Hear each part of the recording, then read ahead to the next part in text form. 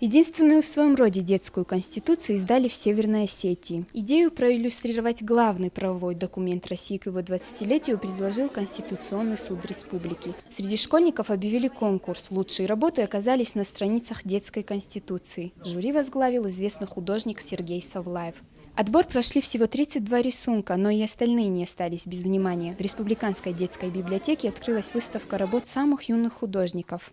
Увидеть Конституцию глазами детей сможет любой желающий в течение 2 недель. Затем выставку перенесут в здание правительства. Все, что связано с изданием Конституции для детей, это очень интересная история, потому что идея сама возникла спонтанно. Мы решили 20-летие отметить комплексом мероприятий различных, и в числе этих мероприятий решили попробовать издать Конституцию, иллюстрированную для детей. Почему? Нам хотелось понять, как дети воспринимают нормы закона.